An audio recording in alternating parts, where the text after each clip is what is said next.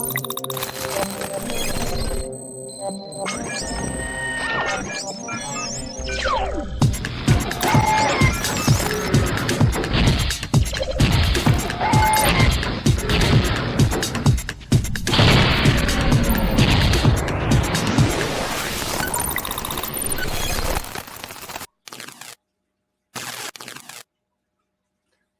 right. Well, hello, everyone. We have a new logo thanks to our wonderful host and co-host, Peter. Thank you, Peter. I love it. That was fast. I've already... You're welcome. Yes. Hello, everyone. Welcome back. It is us. It is we. Yes. Ye. It's me. I'm Jackson. In case you guys, I don't know, stumbled here by accident or something. This channel is about evolution. I just realized I updated the logo, but now you've updated the beard. So do I need to re-update the logo to update the beard as well? Because no, it's fine. It's fine. It's all good. We're good. Okay. I mean, yeah, I really like the new logo. I think it's real nice and snazzy. Okay. And I have I also saved the new intro you sent me for my regular videos, and so be using that with the next one, which is the Eye's tale. Because Aye. Where are the other three musketeers? We don't normally have. I mean, No. Sometimes we'll have other people, like we had PZ on a couple of times, but usually it's just Peter and me for this show. But I don't know if we get other people who want to join, then yeah, absolutely. So in the chat we have Brian Stevens, Farron Salas, and Ugly German Truths. Hello, everybody. Welcome back. With that beard, it has to be all for one and one for all. I don't know about that. It's like right here. It's really thin right here, and same on the other side. I don't like it.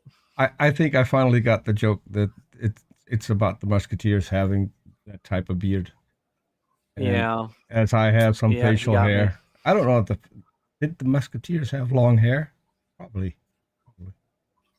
Oh well. I don't. Well, one of them did. The one was it D'Artagnan? No, was it? There's a fun fact that I could mention about. There's a fun fact that I could mention about the Three Musketeers, because the Three Musketeers actually were four guys. So when they were, yeah. When I was in school, I had 5 friends, and so we were known as the Gang of 5 because we were 6. I'm not even kidding. The teachers called us the Gang of 5. I believe it. You guys were probably causing lots of trouble. Man in the Iron Mask is a movie. I liked it. I thought it was fun. Have you seen that movie, Peter? Man in the Iron Mask? L'homme dans le masque de fer? A long time ago. So when I grew up, I got a subscription where they made a comic book of really famous literature. And among that was The Man in the Iron Mask. And I'm still chuffed that when I moved for the first time to my first house, they got some boxes mixed up and threw everything away, because that was a collector's item. That was... Oof. That's sad. It happens. Yeah, that's true. I don't know what happened. So when we moved from this was years ago, but we moved from one house to another, I had a box full of all my dinosaur toys. Don't know what happened to it. Disappeared. I had to completely restart my dinosaur toy collection. But in fairness, I think my dinosaur toys are a lot cooler now. Plus, it's not just dinosaurs. I have some synapsids. I have some crocodilomorphs. Do they have feathers? Some of them, yes. I have a Therizinosaur, which has feathers. I have a Microraptor, which has feathers. The only one I have who should have feathers, which doesn't, is I have an Oviraptor toy. I don't remember who made it. It wasn't Schleich. Schleich is a really good toy company. They make lots of different animals, like prehistoric animals and modern animals. Did you share them with your dinosaurs or wrong? No. I've only watched one of his videos. I mean, it was good. I liked it. But I've never interacted with that individual. I think we follow each other on Twitter, funny enough. But I don't think we've ever actually like interacted. So yes, one quick note before we jump into the book. I want to, I guess, buffer your sanity before we jump into a world of insanity. Let's do so that. Yesterday, yes, you're right. Ugly German Truths. Oviraptor should have feathered arms. Yes, you're correct. Mine is not. It's just scaly.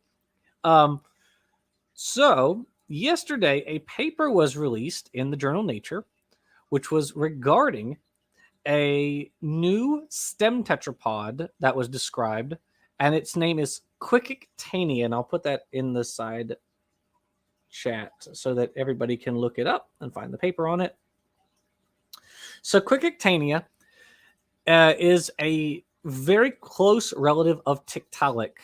Now, they used, I think it was not neighbor joining. They did a Bayesian phylogenetic analysis, and it had very low bootstrap support. But according to one tree that they found, which they posted in the paper, it is sister to Tiktaalik. Now, what's really cool about that is Quickictania. Well, yes, Ugly German Truths. It's unpronounceable. I think that's like an Inuit or First Nation word, sort of like Nanuqsaurus, which Nanook means a polar bear, because Nanuqsaurus was the polar bear tyrannosaur. But so the cool thing about Quickictania is it was not able to walk on land. And what's interesting about that is the stem tetrapods. The thing that characterizes their evolution, as most of you probably know, is that they get progressively more terrestrial. They are moving further and further terrestrially in terms of their capabilities, right? Because they're descended from fully aquatic fish, the Crossopterygians, which is the sort of name for that paraphyletic group. And as they're getting more and more terrestrial, like you have Tiktaalik and Parmastega, which was discovered just 2 years ago, and Acanthostega and Ichthyostega, so they're getting more and more terrestrial. Well, the cool thing about Quickictania is it actually reverted back to an aquatic lifestyle. It was like, nope, I'm not going on land. We're going back to the sea. So it represents a lineage that became secondarily aquatic instead of continuing onward with its terrestrial adaptations. So I think that's really interesting. And it tells us there was, it's sort of like what happened with horse evolution, where you had the original idea that like horses just kind of kept getting progressively larger, and they, lost their toes and changed their teeth and all that sort of stuff. But what we know now is actually horse evolution wasn't this one line, right? It wasn't orthogenetic like it was originally thought. It was actually a big branching process. You had horses going off in all sorts of different directions who were totally unrelated to modern horses.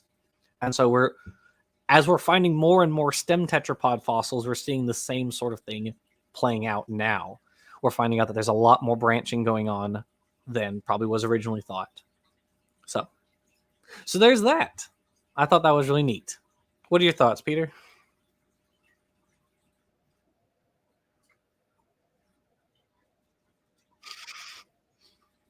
There was a car.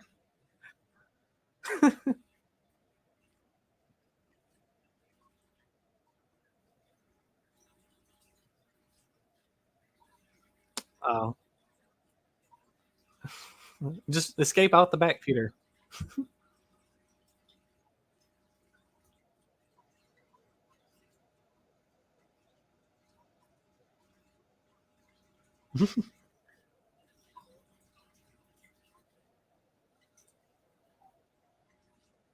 Oh, Peter, apparently you are not, people cannot hear you.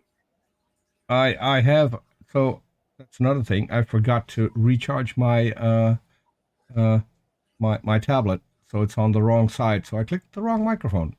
as I said, Can you guys hear him now? Yeah, they can hear me. They can hear me. Okay, they can hear you. So they missed the cool cop story that they're coming to get me, and that I was distracted. Apparently, they Peter is possibly being pursued by the police. We shall find out very soon. Yeah, I can't see him anymore. So if they get closer, I'll give a warning. You'll like make the signal and then run out the back. Yes. Well, I can take my tablet, but as I said, I haven't charged it, so I'm not sure how long it'll last. But for now, we're good. All right. Well, in that case, we ready to jump into our favorite up-to-date young Earth creationist book? Yeah. Did we get here by evolution or creation?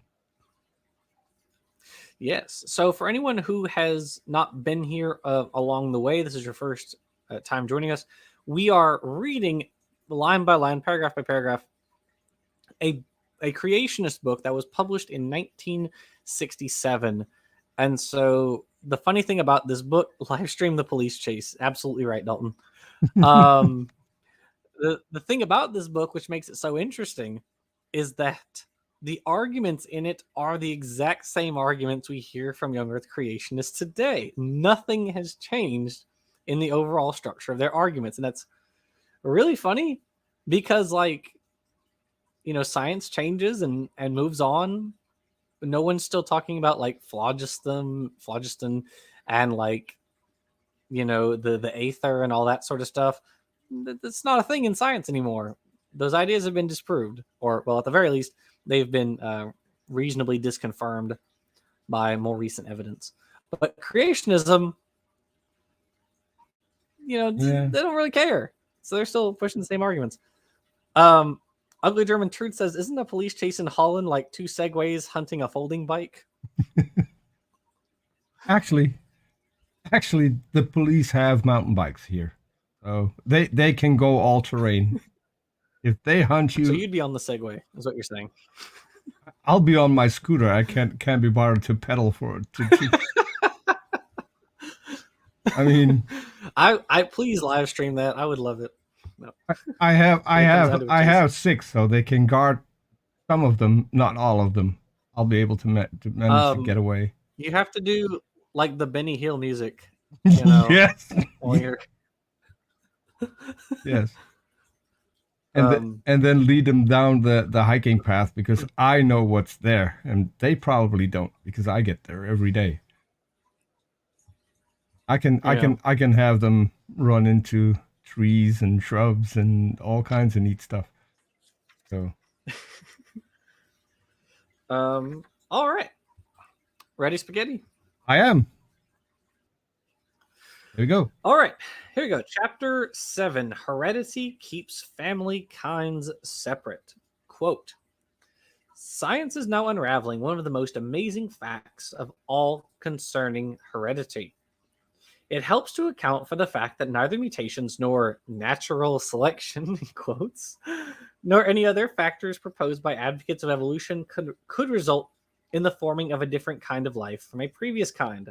Science now has a clearer understanding of the mechanism that is so precise that it fulfills continually the Genesis law of reproduction only after its kind. It has to do with the substance called DNA, a short name for deoxyribonucleic acid. DNA has been found to be the carrier of the inheritance code in living things. DNA is like a microscopic computer with a built-in memory. It stores a fantastic number of blueprints, and at the right time and place issues orders to build all the cells and structures of every plant and animal. This DNA is the chemical compound of which genes are made. Science writer Rutherford Platt, who is the world-famous evolutionist we met in previous episodes, says, quote, your personal DNA is peppered throughout your body in about 60,000 billion specks, the average number of living cells in a human adult. Surprisingly, the DNA molecule has a basically simple form. It consists of two intertwined, tape-like coils of lined-up atoms connected by cross pieces at regular intervals, like a spiral staircase. There is logic in the slender form of DNA. This gives it a capacity like magnetic recording tape, to store the vast amount of data needed in a lifetime. The DNA tapes themselves are of sugar and phosphate. The cross pieces of the spiral staircase are nitrogen compounds. Their varying sequence on the DNA tape directs the events which make bodies grow, much as the tiny variations on magnetic tapes produce, according to their order, the sounds of the music. Dr. Beadle says that if we were to put the coded DNA instructions of a single human cell into English, they would fill a 1,000 volume encyclopedia. All the while that DNA sits in the nucleus giving orders that will spur growth, digestion, heartbeat, thinking, and feeling, it is following its built-in plan, which it has carried down the corridors of time. It makes no alterations to that plan unless they're imposed by radiations or accidents from outside the cell. Close quote.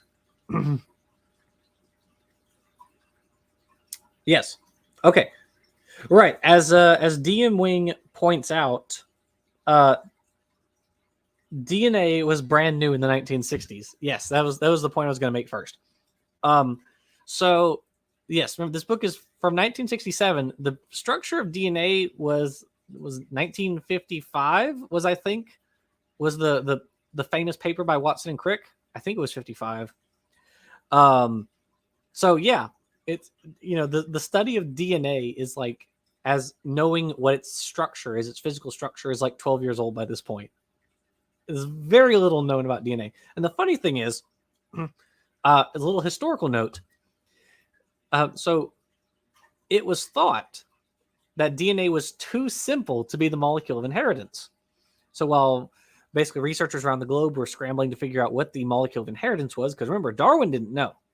And that's probably in part, though not the whole story, as to what held evolution or held him back from publishing Origin of Species for so long, was he had no mechanism for inheritance, for transmission inheritance, nor for how variations occur. He had no mechanism for that. And that's fine, because his main point was that natural selection happens. 1953. Thank you, Ugly German Jews. 1953. So 14 years. So Darwin didn't have a mechanism for how inheritance occurred. And he didn't have a mechanism for how variations occurred. So that's in part what prevented him from publishing on natural selection for so long before he realized he was going to be scooped by Alfred Russel Wallace. And then he quickly drafted Origin of Species.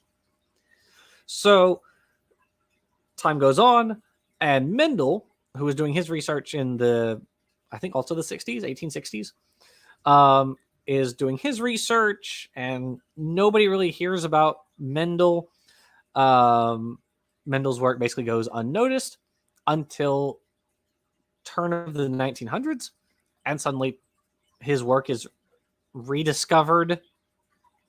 Depends on if you in school they teach you it's or at least from what I remember, it was rediscovered 3 times, but who really rediscovered it first and who was copying who is kind of up for debate.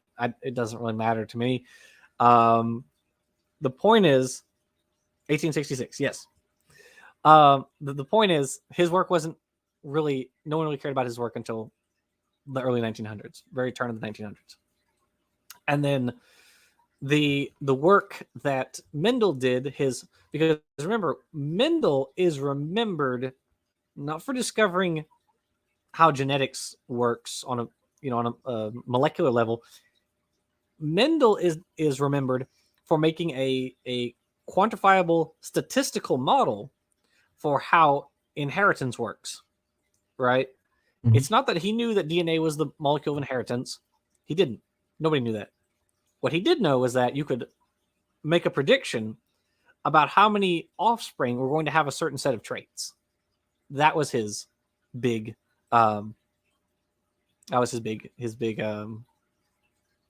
discovery. And so then you have Rosalind Franklin and Maurice Wilkins in the 1950s or 1940s, really. And they're doing this research. They're trying to figure out the structure of DNA. And then you have Watson and Crick, who kind of come along and sort of take credit for their work. Now, in fairness, in fairness, Wilkins did collaborate with Watson and Crick, and that's basically how they got the data, which they then published in 1953. And the three of them got the Nobel Prize for that. Unfortunately, Franklin died. She died of cancer, I believe. And I think it was Crick said that she should have also, or of course, she would have also probably gotten the Nobel Prize had she lived. But, such is life. The spoils go to the men, as it were. And that's how a lot of research happened in the 1900s and 1800s and 1700s and, so on and so forth. Which also reminds me, have you ever heard the little poem or phrasing, whatever? She sells seashells down by the seashore.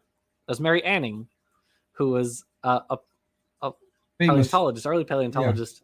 Yeah, famous fossil hunter. Yep. Who she found who never got and pterosaurs. Yeah, she never got any credit, although all of academia consulted her before publishing new finds. It's Yep. really Neil Shubin's book, The Universe Within, he discusses Marie Tharp. I think that's how you pronounce her name. And Marie Tharp was one of the was one of the women who basically studied what do you call it? I'm trying to think of the word. I'm not a technology person, so I'm trying to think of the correct. It's sonar. She was studying the sonar diagrams that were coming back from submarines, like during the 40s, and because we were in, we weren't quite there yet, but we were about to enter a war, and so so she, her lab, really, the lab she was in, and other labs were starting to figure out what the seafloor looked like, and they were doing this from sonar, from like ships. Well, first from ships, and then later from submarines also. And so Marie Tharp was really the woman who pieced together that there was a mid-Atlantic ridge. That was basically her. And then that discovery at the time kind of went to her supervisor, who was, I think that was Bruce Heezen was his name. But so the discovery went to him and the other men in the lab, right? She didn't get the credit because she's a woman. So very sad. But, so today, right, we endeavor to give credit where credit's due. Yes. To Mary Anning and Rosalind Franklin and Marie Tharp and all these other, these women throughout history who, were consulted in their fields by the men, and then they just didn't receive the credit. That happened over and over and over again. Anyway, sorry, I'm getting off my soapbox. Anyway, so at this point, he's right. He's correct. There wasn't really an argument here. I think it's really dumb to try to compare DNA to a computer because it's not. DNA, I also think it's dumb to compare DNA to a blueprint. That's the next one. I wanted to bring that up because now we know where Otangelo got his main talking point from. It's a book that's older than he is. Yeah. Yeah. Oh, yes. Ugly German Truths points out many women did not get the credit, including the wife of Einstein.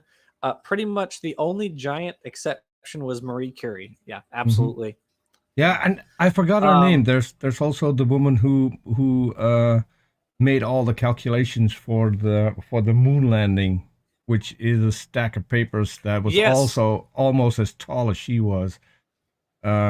Also, never got mentioned. They made a movie about it. Hidden Figures. They made a movie about her and the other women who are working for NASA, and that movie was Hidden Figures. I can't remember what her name is either, but yeah, absolutely. It's a really good movie. Also it's got Jim Parsons in it. I like Jim Parsons. He was a Sheldon in The Big Bang Theory for anyone who is not familiar. But I don't like the blueprint analogy because I think a better analogy for DNA is more like a recipe. Because with a blueprint, as I understand it, isn't it that you're supposed to be able to like remove the parts, right? Like this is how it's built, but you can also take those parts off, right? If you need to unscrew like a board or something, you can still do that. Well, that's not how biology works. Biology is more like a recipe. It's more like, when you bake a cake, you're putting your milk and your flour and your eggs all together, but you can't get the eggs back out. Once you've mixed everything together, you can't undo the parts. That's the same. The same is true of with biology, right? So you have your cells, which are differentiating into your different tissues, whether it's blood cells or neurons or muscle cells, whatever, or epithelial cells. Who cares? But the thing is, once they do that thing, that's it. They're not gonna undo their thing and become something else, right? That's what stem cells are. Or stem cells don't become something and then revert back. Not in animals, anyways, or not in us, anyways. In most vertebrates, there are some animals where that's doesn't quite apply, and I'm definitely not going to say plants because plants are a whole other topic. We're not talking about them right now. But yeah, so it's more like a recipe rather than a blueprint. So the last time I had a chat with our dear friend Otangelo, and he came up with the whole blueprint thing again. I said, well, okay, let's pretend that a DNA is a blueprint. So who's going to build the factory that is going to take the blueprint and make it into something? And who are the builders of the factory? And who are the factory workers? And who's going to pay the factory workers? And then you've got all kind of contractors that are supplying parts that are going to be put in the thing that is going to be built after the blueprint.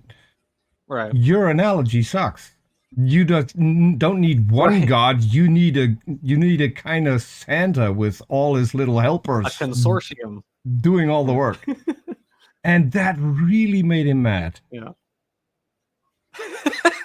I mean, he tends to get mad when people poke little holes in his logic, Yeah. His logic. Yeah, and he also has a strong disliking to me. So, I mean, every single time I can enforce that and make that worse. And see, I don't get that, Peter, because you're one of my favorite people. So there you go. Yeah, I mean, there has been a time where I could actually have a conversation with Otangelo, but as you said, the moment you start asking questions about his model, so stopping him from trying to poke holes in the model we know works, if you start asking him about his model, then suddenly he isn't required to give an answer. So when it comes to abiogenesis, I told him, so okay, how did God create? Can you give me an explanation? What was his source material? And all he could say is, I don't have to explain that. Okay, so if you don't have to explain that, we don't have to explain abiogenesis to you. You can just accept it because we say so. Right. And we're in the majority, so you lose. Yeah. And since that happened, he doesn't like me anymore. Yeah, I don't like that analogy, and I'm sure you've heard it before, and people in the chat have probably heard it. Nephilim Free's stupid analogy of like DNA is a language. He's like, no, it's literally a language. Like, no, it literally isn't. Mm-hmm. DNA is not a language. The analogy is, it doesn't work. It doesn't work because what you have, a gene is not a word or a sentence. No. That's not what it is. And a regulatory gene is not punctuation. Like, I don't understand how to explain that. And he goes on, he's like, oh, see, it's like, it's got a start and a stop, and that's just like a period and everything. It's like, no, it's not. It just isn't. Because what you can do is you can have like alternate transcripts. So is that like a different spelling of the same word? And that's also functional, even if it's like not a word? What if you cut off like the first part of the word and it's still readable? I don't get it. It's not a perfect language, or it's not a perfect analogy. It's not one-to-one, but also there are so many regions of DNA They don't do anything. They don't code for anything. They're not regulatory, or they're not gene or protein coding genes. They're not regulatory. Jackson, you don't understand. Those are the long silences between the two really, really good points it's making. Well, I think that Nephilim Free's entire life is one really long, silence I wish between. I wish it was. Actually, Uglier German Truth points out Ada Lovelace, the programmer. I actually did learn about her when I took computer science in college. So we did learn a little bit about her because she actually came and gave a lecture at LSUS where I go a number of years ago because she's dead now. But I just thought that was really interesting. So there was one other thing I wanted to say on here. Oh, yes. If you put Dr. Beetle says that if we were to put the coded DNA instructions of a single human cell into English, they would fill a 1,000 volume encyclopedia. I don't know what that means. No. I've heard stuff like that before, but I don't know what it means. And how would you put it into English? Yes, English. Like, what do you mean? Are you translating the genes into words? Or what? My question... What is being translated here into English? If someone says that to me, my first question is, okay, read me the first 2 paragraphs, please. That's a good response. If you can do that, then we can look into whether or not you have a claim that is worth looking at. Sure. If you can't, yeah. What does it even mean? What are the words? What are the letters? Is it like, are you translating like each codon into I think it would be a very rude language because it would only contain 4-letter words.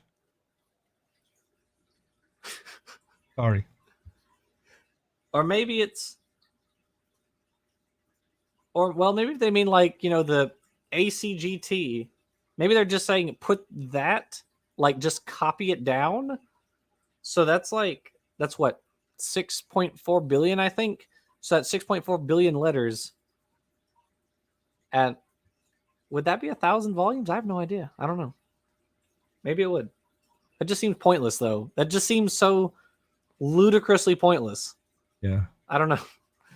I guess it's supposed to be like, wow, it's really big, but like so much of it's repetitive. Okay. Icarus in the chat is having a try at converting DNA into a language with only 4-letter words. 4-letter words. I mean, all right. Icarus, it is a good idea. I have met some creationists, one only yesterday, who hadn't heard of punctuation at all. If we go with words like that, I think most of them would actually be able to write correctly. I mean, there would be a lot less spelling errors if you have words that short. I think I'm gonna go to the next page. So we'll do like a page and a half, basically. Quote, DNA constitutes a built-in code, a blueprint, a tape recording that keeps all forms of life within their basic kinds. It allows for no alterations unless they are imposed by accidents, such as radiations from outside the cell. Mutations fall into this category, and as we have already seen, they do not improve but impair the progress of an organism. The amazing DNA keeps the organism within the bounds originally set out for it, from which bounds it cannot deviate without harm. As Scientific American of October 1963 said, quote, if the code is indeed universal, as these and other results suggest, it implies that it has been fixed throughout most of organic evolution. In other words, that it is not subject to mutation. Close quote. What capacity for variety within its kind does DNA allow for? Science Year of 1966 states, quote, geneticists have determined that hereditary information for all species is determined by the sequence of the nitrogenous bases in the DNA molecule. A gene has 1,000 or more such units strung together in a long thread. The genes, in turn, are strung together to make a chromosome. A human cell has tens of thousands of genes grouped into 23 pairs of chromosomes. Close quote. Tens of thousands of genes, each containing 1,000 or more units, makes for a fantastic possibility of variety within a kind. That is why, as in the case of the human family, hardly any two people look exactly alike, even though there are well over 3,000 million persons on Earth today. Imagine that. Yet, in spite of all that variety, all persons remain within the basic humankind. Such an amazing mechanism as DNA, with its complex blueprints for future development, is a marvel of organization. And when we see blueprints responsible for the building of beautiful bridges, buildings, and machines, do we ever contend they came into being without an intelligent designer? Why should not the same be true of the far more complicated DNA blueprints? The chemical composition of the DNA of different living organisms helps us to understand another point frequently alluded to as proof for evolution. This is the matter of similarity of structure. The study of comparative anatomy reveals that many kinds of living things have somewhat similar structures. Lizards have 2 front legs, birds have 2 wings, apes have 2 arms, so does man. Line up the skeletons of each, and one can see a similarity in design. The evolutionist concludes from this that evolution has occurred, that one has come from the other. Close quote. Actually, we'll just finish that section. However, a study of the DNA molecules shows that different living creatures are basically made up of the same chemicals, as Rutherford Platt put it.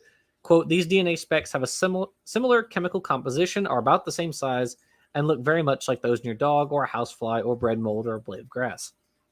Yet somehow the specks are coded to make every living thing very different from every other living thing. They make dogs different from fish or birds, bread mold from apple trees, elephants from mosquitoes, close quote. Since all organisms are composed of the same basic elements, take in nourishment from those same elements, live on the same planet, and are affected by the same physical laws, there is nothing unusual in their having a somewhat similar design. But there are also differences that allow for some to operate in the air, others on land, and others in the water, and differences that their amazing DNA permits within basic kinds. These differences make up a wide gulf between them. Okay. Close quote. Sorry. All right. Let's break it down, everybody. So we talked about last time, I think. Yes, last time. How actually most mutations are neutral. They're not harmful. But furthermore, we know that mutations can be beneficial. There are different, not just other animals, not just other like model organisms that have had beneficial mutations. There are even different human populations which are statistically significant in certain ways from other human populations, and this is due to certain mutations. So like for instance, humans, there are humans who are selected for certain genes when they move into high altitude elevations. Certain genes are selected for so they can process oxygen more efficiently than people who live at sea level. So that's selected for. So those are positive mutations. We talked about what the E. coli, the Richard Lenski E. coli experiment, in which there was a gene duplication that occurred, and it placed this duplicated gene under the control of a regulatory unit. And so that gene, which was normally transcribed under anaerobic conditions, was able to be transcribed under aerobic conditions. So that's a new phenotype. In fact, not only is that a new phenotype, that is a phenotype that E. coli canonically don't have. Like E. coli are defined in part by the inability to do aerobic metabolism of citrate. And the fact that a population of E. coli can now do it means they should be classified as a different species of Escherichia. So yeah, clearly beneficial mutations absolutely happen. And but so also the code. Surely, go ahead. There's still E. coli. Of course, they didn't turn into goats, right? Yeah, that's every single time the answer you get in return. Yeah, because creationists are dishonest. So they don't know a lot. So I don't know if you don't follow Kent Hovind, do you? You've got much better things to do with your time. So he recently brought up the uh, the flagellum. And so Okay. how he described it is that there's this one cellular organism that has an electric motor in its skin. Okay. I think someone should tell Ken Hovind that he sheds skin cells every day. So a unicellular organism doesn't have a skin because Right. it would be part of a skin if it was unicellular. I mean, Right. it's just Well, it's Kent Hovind. He's not paid to know what he's talking about. He's paid to sound uh intelligent, to sound basically. To profound. sound confident. Yes. Yes, he's paid to sound confident. That's what he's paid for. So I still think no one Um should debate him, but if oh, I agree. if someone were to debate him and he would disagree with a certain paper, I would share a link and I would ask him to read the paper out loud because that would be hysterically funny. I mean, English is my third language. Even though it is, I can still pronounce most of the words in a paper correctly. When words get longer than, let's say, 6 or 7 uh, letters, his brain just goes to mush just looking at it. So I want him to debunk that I reading the I paper.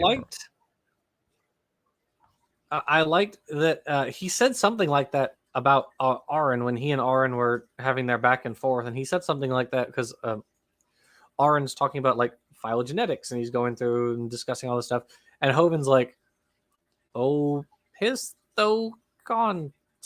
Well, I avoid words like that because I try to keep things simple. Yeah. Like you try to keep things simple, but at the same time you want to be taken seriously as like Dr. Hovind, and yet you don't know anything about this. You don't know how to pronounce any of these words or what they mean. It's like If you're a doctor, you would kind of funny. You would A, be able to pronounce the word, B, would know what it means, and C, would be able to simplify it in order that your students would understand what the hell you're Right. talking about. That is what a doctor does. Right. Absolutely. Yes. So yeah, as a TA, part of my job is helping students understand the material. Right? If I look at a word and I don't know what it means, I can't break it down for them. Or if I do know what a word means, or well, I suppose if one thing you should be able to do is you should be able to make complicated words simpler for your students. You should be able to put it in terms that they understand so that they can grasp it. Mm-hmm. So like one of the classes I teach or that I assist in teaching is botany, is the botany lab. Now, I get it. Botany is compared to zoology, botany is hard. And I understand that because we are animals and we don't think about plants a lot. And what plants do in their life cycles is very weird compared to what we do. And so, we have Shannon. Shannon's here. If you want to join Shannon, feel free. You can join us if you want. That'd be cool. The thing about so like plants go through different phases in their life cycle. They go through what's called the sporophyte phase and the gametophyte phase. And the gametophyte is haploid. They only have half of their chromosomal count during the gametophyte phase, and they have their full chromosomal count during their sporophyte phase. It's all right. But if you're a student and you just hear those words, that can be kind of scary. You hear sporophyte and gametophyte, you might get kind of scared of those words. But it's the job of the TA or of the professor or whoever to help facilitate that. Oh, that's not true, Shannon. We love hearing you talk. I mean, we all do. We're all fans of your channel here. In all honesty, Shannon, if you think you're an idiot, what am I doing here? I mean, I'm here. I'm worse. I don't. If anything, I don't think you guys are idiots. I appreciate And Scott Duke, hello. Hey, Scott. Peter, I love your insight. I enjoy watching Shannon's materials. I'm always trying to better myself, to hear other people's thoughts and opinions on different things, and that's why I have these sort of group chats. That's why I have my scripts edited before I make them into a video, because I want to make sure that I'm correct and these other people, correct me if I'm wrong on stuff. And I mean, that's how we all get better at things, right? We learn from each other and we collectively move forward. Yeah, one of my favorite things that ever happened in my presence on social media is you had a certain guest on your show, a very famous guy called PZ Myers, and then you did an after show, and I got to ask him one single question, which he answered. He came back for a short time for the after show. He didn't have a lot of time, but he still came back for the after show. And I think it was a couple of weeks after that where I got an invite from PZ to help review a movie that I hadn't seen. And so that, to me, that was mind-boggling, because what could I bring to the table in that conversation? And the way PZ put it is, you look at the technical part of the movie. It's also good to have someone there who talks to creationists a lot and can share maybe what their point of view is, and that will add to the conversation, and you can break that down. And that, to me, was kind of an eye opener. And yeah, to this day, I still consider PZ one of my dear friends. Always is there when you shoot him a message. So yeah, everyone can contribute when it comes to this. I mean, everyone who has been on social media and talked to young Earth creationists can have their experiences help in making videos like this. And I mean, in general, I know people don't like talking about the atheist community or skeptic community or whatever you want to call it, but I really do appreciate that there is such a large pool of people to pull from.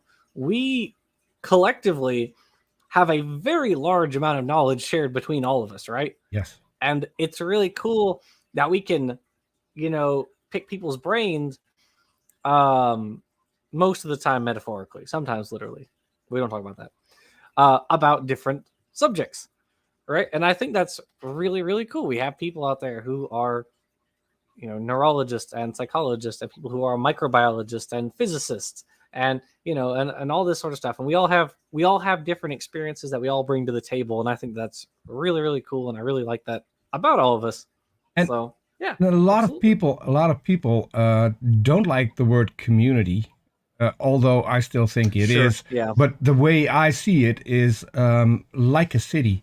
You have a city, which is a community, and then you have your different neighborhoods, which are all the tiny communities that you have within this big city. And they can branch out to other neighborhoods and talk to people from another neighborhood. That is how I see our community. You can there have been some bad experiences in the community. You have that in the city. We're people. So probably we'll be bumping into people that we don't get along with. Doesn't mean that you have to ignore an entire community, because together we're stronger than we are as a single person. Yes.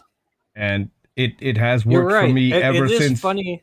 It has worked for me, and I think for you as well. Ever since we joined social media, our community has only gotten bigger and bigger.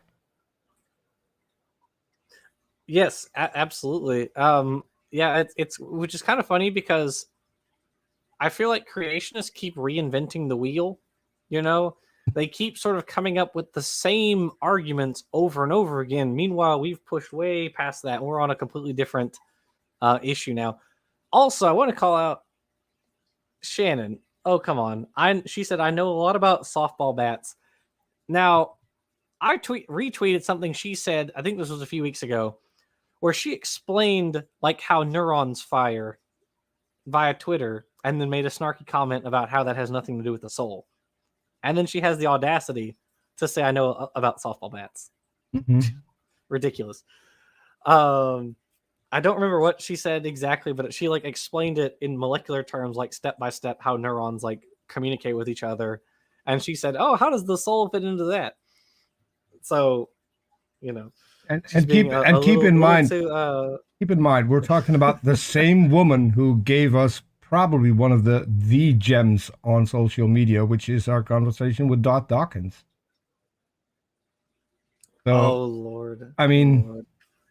Um, there's a lot Shannon can do. I mean, I'm not doubting that. I'm not doubting that you know about softball bats. I'm just saying that's. I'm pretty sure you do a lot more than just talk about softball bats.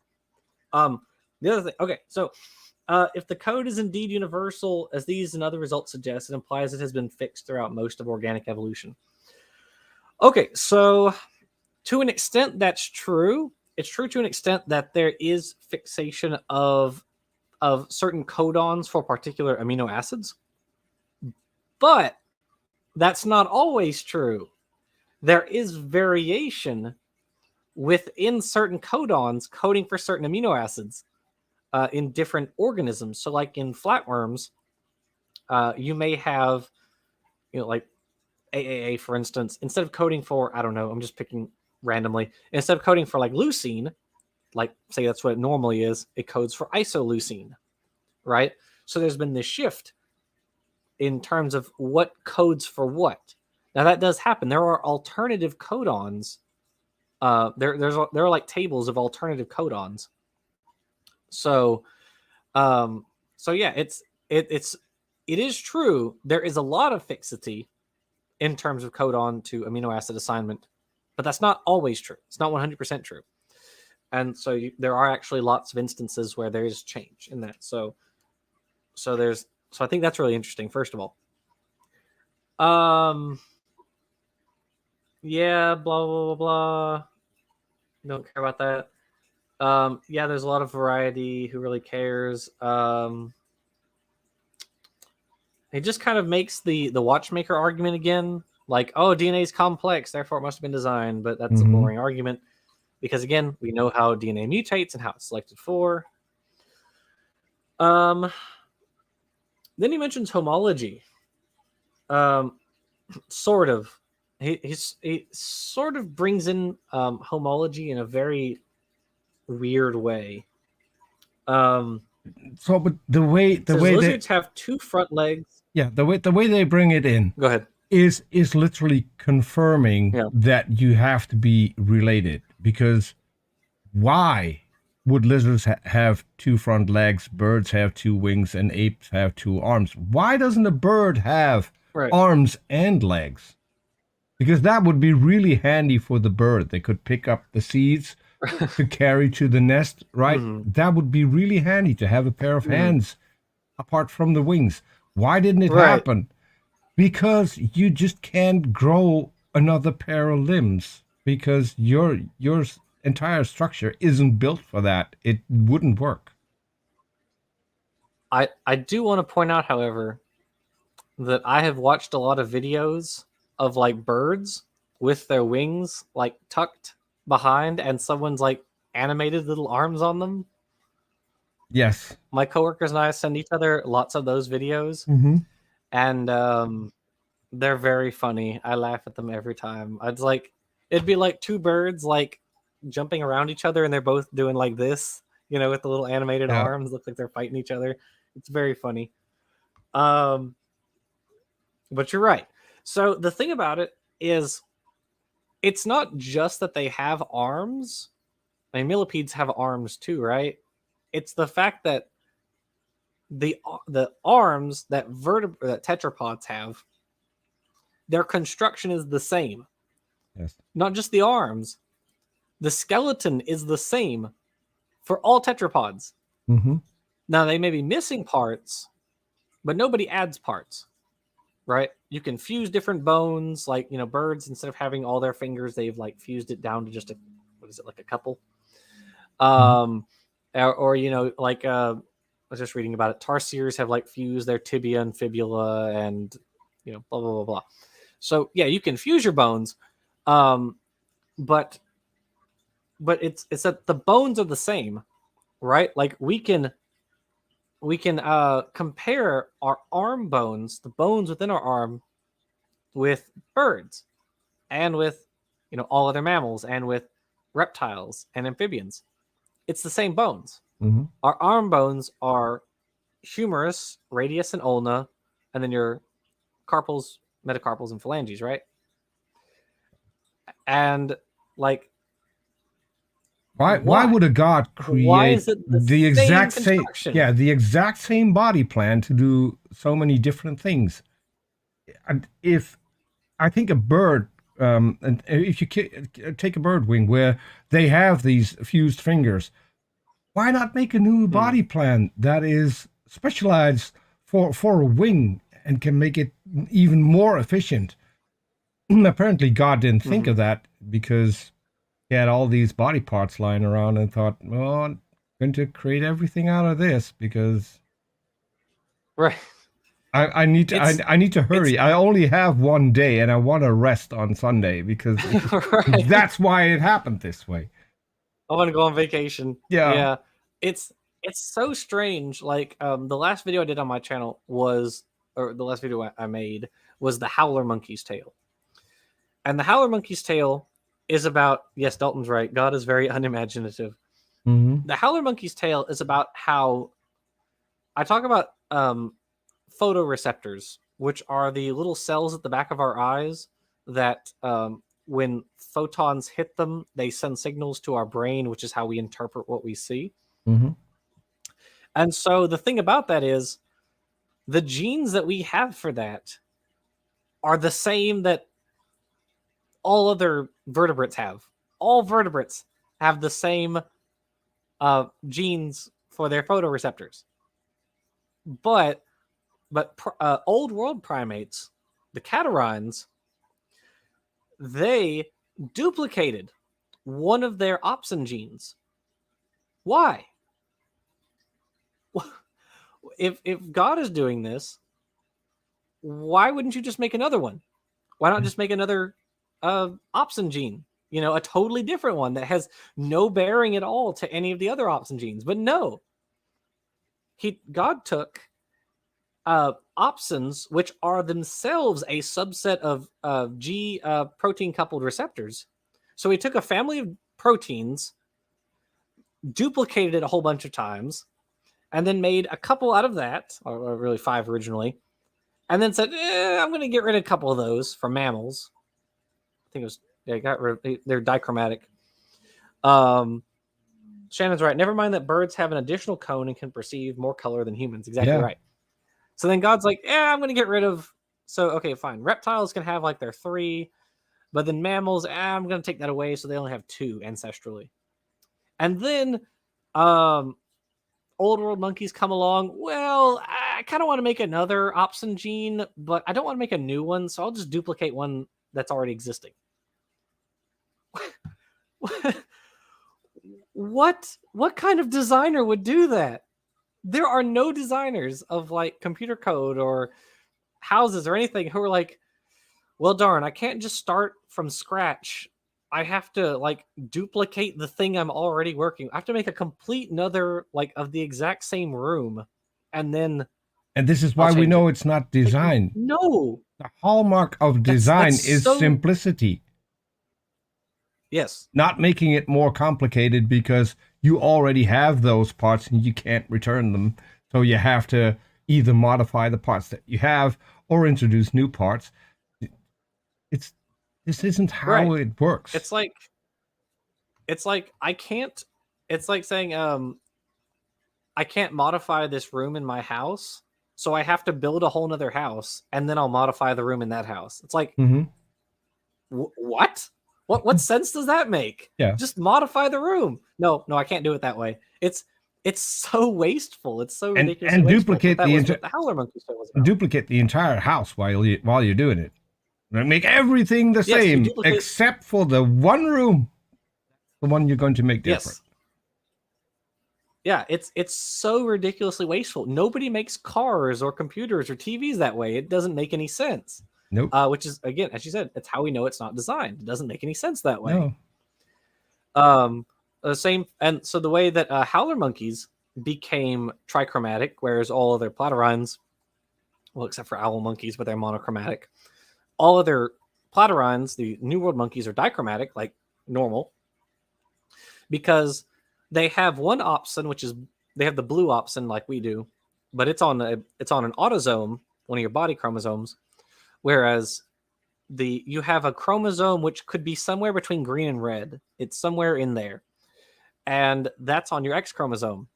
And so the funny thing is, what happened was you had a recombination event where you had two of the same allele jump to the same chromosome.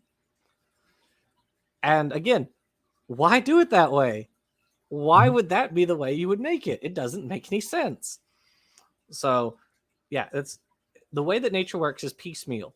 You have to take what's already there. You can't just start from scratch and build it all completely over. You have to continual tiny modifications on what already exists. That's how you have to do it in evolution. It's literally descent with modification. Mm-hmm. But keep in mind, we're talking about the same designer who knew up front what he was going to create. Then his first two humans screwed up everything by not obeying him. Right. After that, the entire humanity screwed up, so had to drown everyone and keep 8 of them, one of which showed his genitals to his sons. Probably top-notch pick there, God. That's the guy you want to... Yeah, that's him. And then after that, it goes wrong again. And I think he gave up because we should have had what was the next one? Burning by Fire? We should have had that a long time ago. That should have happened already. Yeah. I think he just thought, screw it, I'm off. I'm not going to bother with this anymore. Because as Bo Burnham said, there are a trillion aliens that are cooler than you. Yeah. Mm-hmm. Yeah. God said, forget it. I'm done. I like it where he used a trillion, whereas in the book, and I have to go find it. Even though there are well over 3,000 million persons on Earth today. 3,000 million persons. Yeah. Dalton said, "Bad game of Sims, indeed." Yeah. Ugly German Truth said, and the results are usually well enough, but look like jury-rigged crap, like the nerve for your voice box that makes the world travel to your aorta. Yeah, exactly right. Your recurrent laryngeal nerve could just go from here to here, there to there. Yeah. But instead it goes all the way down, comes all the way back up, and then goes to your brain. Yeah. Because it got caught behind our veins, our aorta, in fish ancestrally, and as those move back, it caught the nerve, and you can't just jump the nerve, or they can't have the nerve jump the vessels, because that wouldn't be good. No. No. So it could only just kind of keep going from there, and there's a lot of stuff like that in us that's like super weird and jury rigged. Like we took virus genes. We took viruses and co-opted them to make placentas, right? Like we already made placentas, but then we had to take a virus and co-opt it into helping us do that for a particular group of mammals. And they actually did it multiple times. And so it's like, why? Why would you need a virus? Why would you have to co-opt a virus to do that? Why? Well, what sense is that? Yeah. But anyways, maybe the designer had something like just like we have the big box of Legos where you can use parts from something else in order to buy to build your new house. Maybe that's where he got his idea from. I have no clue. Could be he was reading the wrong instructions. Mm-hmm. So he also kind of comes at the homology thing sort of backwards, which I thought was interesting. The author says they're similar because they're in similar environments, which one isn't true. We share DNA with archaea, even though there are archaeans that live in geothermal hot springs. Mm-hmm. So they live in like boiling acid water, and they have DNA and chaperone proteins and ribosomes just like we do. You can't really make the argument that we're living in the same environment. That's why we need the same stuff. That doesn't quite work that way. Scott Duke says, does Otangelo ever pop in? Actually, yes. He was in the last episode. Last week. We blocked him again. Last week. He was in a sock account. Yeah. Yeah, he was using a sock. I can't even remember what it was called now. But was it like the Soccer Institute or something like that? Soccer account, something yeah, I think like that. I think it was called like the Soccer Institute. And so he popped up, and at first he just seemed like some random creationist, but then he said the thing about sugars being a language, and that's when I knew it was him. So no, he's not coming back. Also, Shannon says he's transphobic. Yeah, he's also not coming back for that. So, yeah, he keeps being banned here as well. But he has so many sock accounts. It's it'll probably take us a while to go through all of them. Yeah, it's like whack-a-mole, you know. Yeah, the last comment that Shannon. Yeah, he can yeet himself into the sun. Yeah, true. So I do think that's interesting, but like I said, organisms live under a variety of very different environments. You have organisms at the bottom of the sea under crushing pressure and coldness, and you have organisms that live in like acid geothermal vents, and it's like they live in a huge variety of environments. You have organisms that can like withstand the vacuum of space for periods of time. Like, I don't. There's no reason, if God is real and God is omnipotent, there is nothing. Literally, definitionally, there is nothing stopping God from giving different types of hereditary material to the different kinds. The human kind could have DNA. The ape kind could have RNA. The felid kind could have mNA. The bird kind could have BNA, BNA, whatever. It doesn't matter. It's every single kind could have its own type of hereditary material. Yeah. Why do we all have the same hereditary material with the same because machinery? he's lazy. Because he's lazy. I mean, even when you go with the fine-tuning argument, this Earth is so fine-tuned that we can live on what, 20% of Earth's surface, right? Of any given place on Earth. Like, I mean, if it's so incredibly fine-tuned, then how come we can't swim to the bottom of the ocean? Why can't we do that? It should be fine-tuned for us, right? Because we're the chosen species. Yeah. The universe is fine-tuned for us, right? Exactly. Yeah. We just can't live in, over 99.999% of it. Yeah. Whereas, the tardigrade, he has his beat with where he can go. Right. He, she, her. Mm-hmm. So why don't we have that ability? About sexual systems in tardigrades. Yeah. Why don't we have that ability? I mean, that would help. Because clearly God loves them more. Yeah. He didn't want us to go to Mars. That's probably it. Pesky humans. Oh my God, it's so dumb. Fleeing their planet. Every time I hear Musk and like other idiots talking about like, we're going to go to Mars. No, we're not.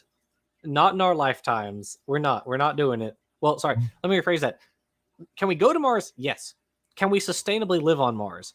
Absolutely not. No, it's ridiculous. Can we send Elon Musk to try it out? Yes, absolutely. Send him. He can be our test subject. Yeah. Then he doesn't have to buy Twitter. He can start his own Twitter on Mars, because there's probably not a Twitter there yet. Much cheaper. Yeah. He could buy that one, since he evidently failed to buy the actual Twitter. So yeah, so I don't buy the argument that organisms have to be, that different kinds have to be similar because we have similar environments. One, we don't have similar environments, and two, God's omnipotent, so we don't have to have similar structure. We just don't. No. So I don't buy that argument. Sorry. Okay. All right. Next section. The widest gulf. Quote, nowhere is the difference more pronounced than between man and any of the animals. There is a tremendous gulf that separates them, particularly with regard to mental ability. Of all the living things on Earth, man is the only one that can continue to improve upon his knowledge. Animals can learn a few things, but never progress beyond a certain point. Birds build nests, bees build hives, beavers build dams, but they never learn to improve these structures. There is not a single instance where an animal continues to build on accumulated knowledge. Only man has the ability. Of the animals considered closest to man, the chimpanzee is said to be the most intelligent, but note what Dobzhansky says. Quote, the chimpanzee is much superior to other non-human primates in memory, imagination, and learning ability. Nevertheless, there is a vast gulf between the intellectual capacity of chimpanzees and of man. Symbolic responses can be learned by chimpanzees only with considerable difficulty, and their frequency fails to increase with experience and age. Close quote. All efforts to appreciably educate the chimpanzee or any other member of the ape family have failed. They soon exhaust their capacity to learn new things and cannot go beyond that. They remain what they are because their DNA allows for nothing more. Close quote. Okay, let me close my door since my cat opened it. I'll be right back. Oops. Peter, hold the fort for a sec.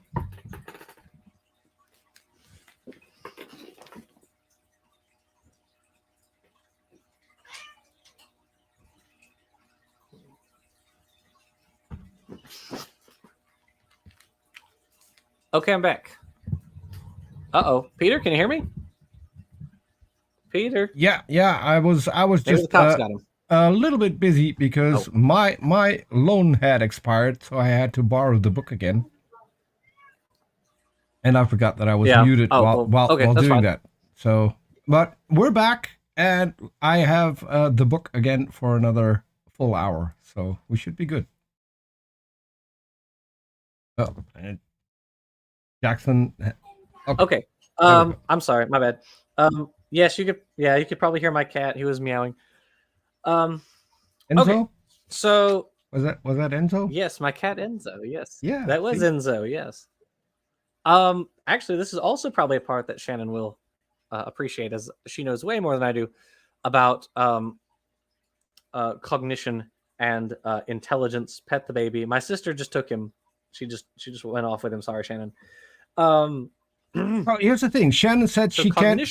Shannon said she can't come in because she's still a bit roughed up from training. Shannon, you can come in without using your camera. We have it set up so you can just join and then have your avatar. If you want to join, just hop on in. You'll be automatically added. Yeah, because you definitely know more. You know more about cognition and that sort of stuff than I do, so you would definitely be the expert on that subject, whereas I am just a layman. The very little I do know about cognition comes from, I did a video on my channel called the Cro-Magnon's Tale, which Ugly German Truths proceeded to roast me in the comment section because he didn't like that I used AMH for anatomically modern human. He preferred I use Cro-Magnon, but I explained why I did not want to use that term in the video. But whatever, it's fine. It's fine. I'm not mad. I'm not mad about it. Clearly.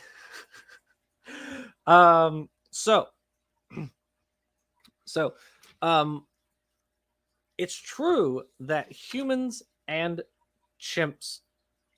Actually, you know what? Hold on. We'll set that aside for 1 second. I want to address this other thing. He says birds build nests, bees build hives, beavers build dams, but they never learn to improve these structures. So, first of all, there is a huge variety. There's a huge variety in terms of bird nests. One book you should read is Climbing Mount Improbable by Richard Dawkins, because he discusses bird nests at one point in, I think it's chapter 2. Or maybe chapter 1. I think it is chapter 1. So Dawkins discusses bird nests because there's a huge variety of bird nests. There are different, some nests are, you think of like the little normal sort of bowl-shaped nest, but that's far from the only type of nest that exists, right? There are, some birds burrow, like owls. There are certain owls that burrow. Some birds, like bowerbirds, will make these like little constructions, these little houses where they impress the female. Then the female comes and they mate, and she nests. There are, what else is there? There's a, I can't remember. I think it's the Cape Penduline tit, which makes a nest. It hangs from the tree, and it has like a false opening, basically. And so if a snake, for instance, tried to get in, it would see the false opening, but would not be able to enter the nest, because the actual opening is like on near the bottom. And so, yeah, there's a huge variety of different nests. It's ridiculous to just say, oh, well, birds build nests and that's that. Like, no, it's not. Likewise, there are different types of beehives. Solitary bees build different nests compared to colonial bees, or whatever you want to call them, bees that live in big groups. So there's a huge diversity in those also. Some bees build nests that are more like what mud daubers make, or paper wasps, or whatever you call them. And so it's just ridiculous to just be like, oh, there are bird nests, there are beehives. No, Jackson, sorry. But also, one quick thing. I learned a new fact about bees today that I didn't know. I was watching. I forgot the name. The Transatlantic with my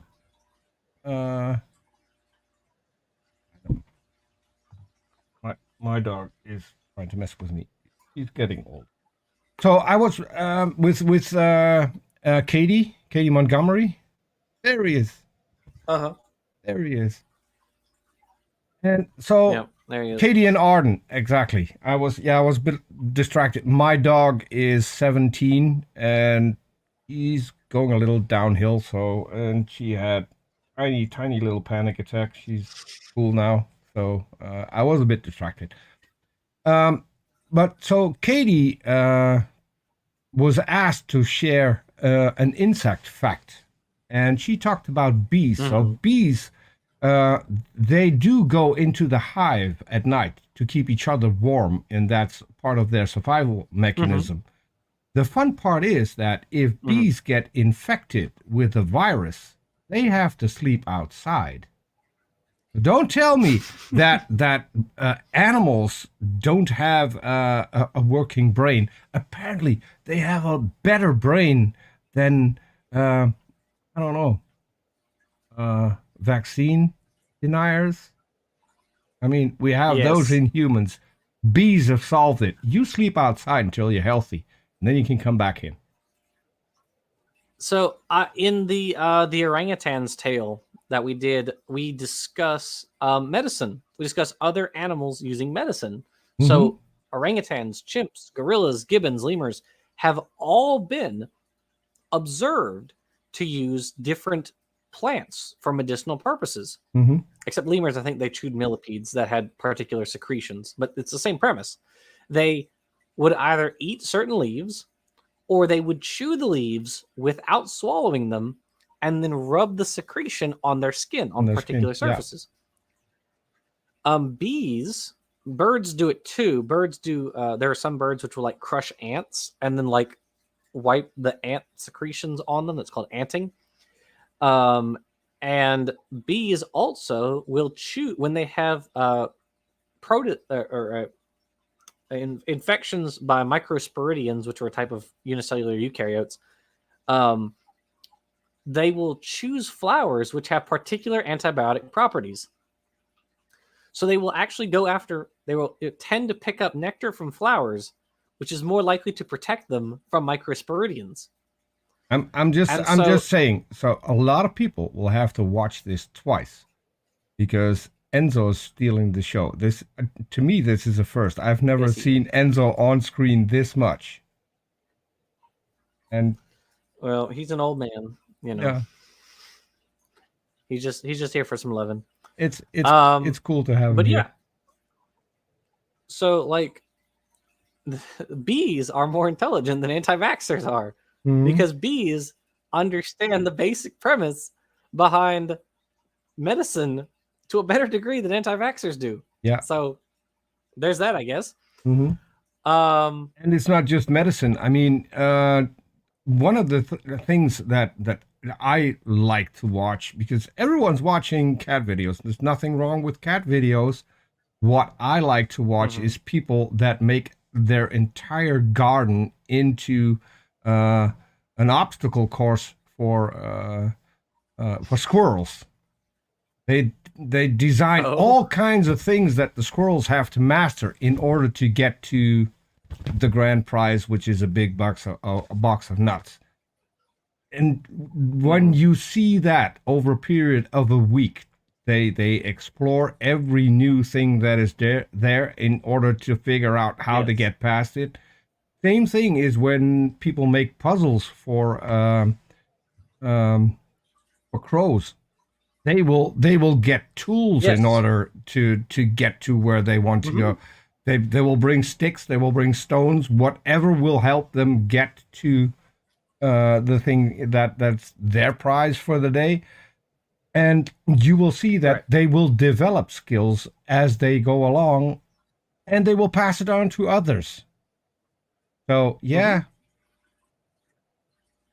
are a lot of animals that we should look into that have a lot more capabilities than the odd person would think they have. Right. There is a video. It's a rather popular video, and I've seen it many times. It's a crow who finds a water bottle, and the water is not quite to the top. So the crow takes pebbles and drops pebbles into the water bottle to raise the level. So it can get a drink. So the crow actually manages to raise the level enough so that he can dip his beak in there and get a drink. That's problem solving. That is problem solving. In real time. There are crows in I think it's Japan, which will drop like nuts onto the street, and they'll wait till the light turns green, then they'll drop their nut on the street, and the cars will run it over, and then they'll wait for the light to turn red again, and they'll drop down and grab the nuts. The nuts. Yeah. And so there was also a case, and I can't remember what bird it was, but it's in Jonathan Weiner's book, The Beak of the Finch. He talks about how these birds, I'm drawing a blank on what they were, maybe sparrows, but they would go after the milk cartons. Like the milkman would leave the milk glasses or whatever, and these birds, I think it was sparrows, figured out how to like punch through and get the milk. Well, so what the milkmen started doing was putting a different caps on the milk so that the birds couldn't punch through it. Well, they figured out how to unscrew the cap to get in it, and it was just this back and forth between no, it was Darwin's tanagers, erratically German truth. It wasn't actual finches. But yeah, the sparrows or whatever it was, they just kept figuring out how to get around the new defenses that the milkmen would attempt to to stop them with. So you're right. That's problem solving. Slime molds. Well, slime molds and fungi, I guess it depends on how far you're willing to stretch the term problem solving. But you take a slime mold and you put it. Was it blackbirds with the milk bottles? That may have been it. Yeah, it may have been blackbirds. You could be right. Ugly German shirts. I can't quite remember what birds it was. Slime molds will, like, you put like a grain or whatever at one end of a maze and the slime mold at the other end. It will weave its tendrils or whatever through the different paths of the maze until it reaches the grain. And so, and then it will like withdraw its tendrils from the other British garden birds, blue tits and robins. Yes, thank you, ugly German shoots. And the slime mold will withdraw its tendrils from the other directions in the maze so that it can focus all of its energy on the correct direction to get to the grain. And fungi do the same thing. There was an experiment where these researchers grew this fungus and they put like a piece of wood nearby. And so the fungus was reaching out in all directions, sort of equidistantly. And then when it found the wood, it then withdrew its other mycelia and focused them specifically on going towards the wood. And then the researchers took that fungus and they took it out of that whatever pot or whatever, put it in a new pot, and it grew in the same direction, looking for that wood again. Because it was like, okay, that was where we found nutrition the first time. Let's go in that direction again. That's cool. Yeah, I think that's really cool. So I'm not the easiest person to live with. I think a lot of people on social media have come across some of my certain traits. But every single time a jar needs opening, they come to me. Can you open this, please? And at some point, I said, well, listen, you know that there's an octopus that can open a jar. And an octopus doesn't even have a brain. Why you keep bringing this to me? That nearly got me killed. Well, I mean, in fairness, the octopus does have a brain. Yeah, but not a brain like we have, right? I mean, am I mistaken? It's different. Yeah, it is different. It has a brain. It's not the same construction as ours. You're right, but yeah, I mean, it does have a brain. Am I confused? Problem solving. Am I confusing those with squid? Which of the two doesn't have a specific brain but has a brain structure all through the entire body? I'm not sure then. I mean, I'm pretty sure. Yeah, it has a. Everyone's saying different things in the side chat. All right, somebody Google it. Somebody Google it and figure it out. Or maybe we can Google it right here. Let's see. Does the octopus have a brain? Yeah, and it says, I can open my own jar, then I would have killed you. Yeah. The octopus apparently has 9 brains. 9 brains. Okay. Apparently, the octopus has 9 brains. I have no clue very interesting. Where I learned that. So what I learned about that they don't have a specific brain, but they have it scattered all through their body, although it does the same thing. It may be like, it's not like one centralized brain. It's like each of the brains functions to together generate. Yeah. Okay. Which is again something against God, because if an octopus has 9 brains, why do we only have 1? Here, hold on. Keep them busy for 1 sec. Okay, keep them busy for 1 sec. Okay, I'll go back to the chimpanzee is much superior to other non-human primates in memory, imagination, and learning ability. I don't think that's just the chimpanzee. All right, so we ready? Let's so Shannon said she got a drink, so let's talk about human cognition. Desaldre says nice hat. It's a new one. It's a Peaky Blinders hat. It is a nice hat. Was given that today.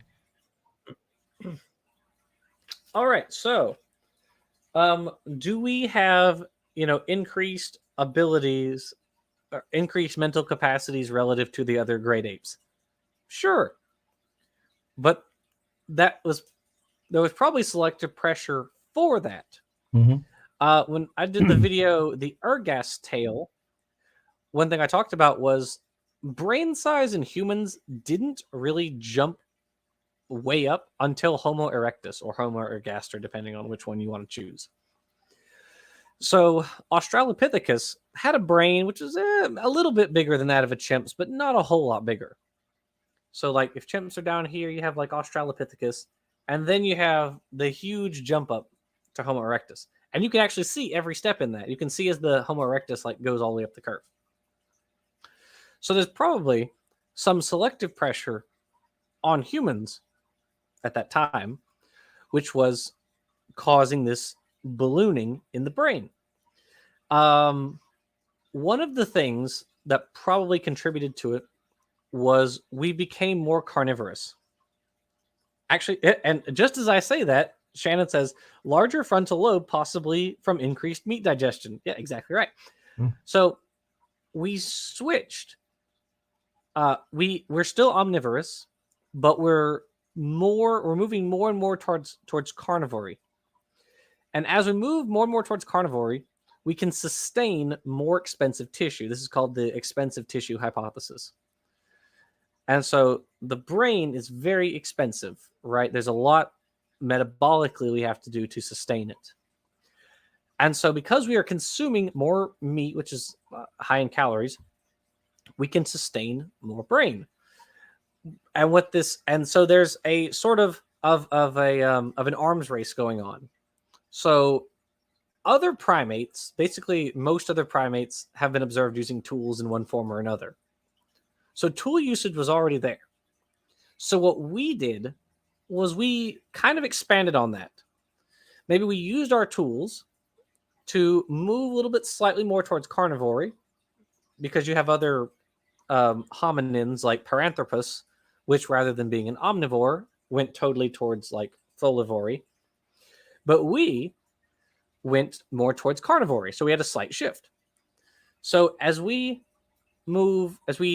are, starting to make a little bit more sophisticated tools, this helps us push more towards carnivory. And then there's a feedback loop. So as we move more and more towards carnivory, we can sustain a larger brain, which means we can make more sophisticated tools, which means we can hunt more meat, which means we can sustain a larger brain, which means we can make better tools and hunt more meat, and so on and so on and so on. And you get this feedback, this cycle. Shannon says meat is also a source of non-endogenous neurotransmitter production. Tryptophan increases serotonin. For example, yes. So we're consuming like more protein, more calories, and this allows us to support a bigger brain, which allows us to make more and more complex tools and have more complex hunting methods and all this other sort of stuff. And so you get this runaway, and it just keeps going and going and going, and our brain just balloons in size. But the thing is, nothing about us is novel. Nothing about us is new. Humans are an extension. Our behaviors are extensions of what already was around, right? Other primates are social, or are pro-social. They have these groups. Now, typically they're smaller groups, but they're still in groups. They still have long social interactions. We do the same thing. We have long social interactions. Historically it would have been with smaller groups, but as time has gone on, we have technology, and now we can interact with bigger groups. Our memory and imagination, as they literally said in the book, chimps have memory and imagination. So do we. We just have it to a greater extent than they do. Nothing about us is new or special. We're just extending what already existed. And that's what I talk about in like the first 8 episodes of the Ancestors Tale series. The first 8 tales are just about how we have extended, or well, with the exception of the first one. So I guess the first 8 tales, 2 through 8, are about that, and especially the Cro-Magnon's tale are about just how we've expanded on what previously existed in primates. So I hope I didn't make a total fool of myself when I said that. Here's hoping. Oh, Shannon's got to run because Paul also lives here and has come to talk to me. All right, well, tell Paul we said hi. Hey, hi. Yeah. Have fun. Say hi to Paul. Okay. Well, and All right, and so let's keep going. There's another thing. I think we've barely scratched the surface on what we know about certain animals. There are animals that have developed an entire language, and I forget the little things that stand up and look. Can you help me out? Oh, damn. We shouldn't do this. Wait, in the middle. What are we talking about? Prairie dogs? Meerkats. So meerkats have a language. They can literally, and people have monitored this, they can literally say, okay, there's a human coming wearing a yellow shirt. They can't distinguish whether or not it's a male or a female human, but they can distinguish what they look like and warn the others. There's a human coming wearing a yellow shirt. So they have a pretty sophisticated language and pretty sophisticated communication skills if they've gone that far. And this is what they only discovered recently by studying the sounds that they make in response to things that happen in their environment.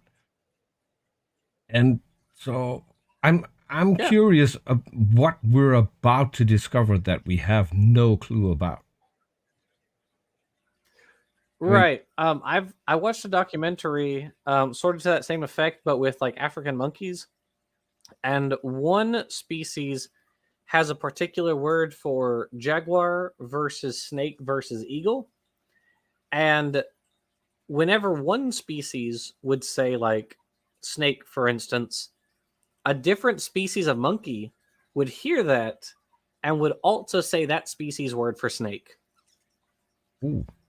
So it's like they recognize sort of each other's language linguistically, right? Each other's language, yeah. That is so cool.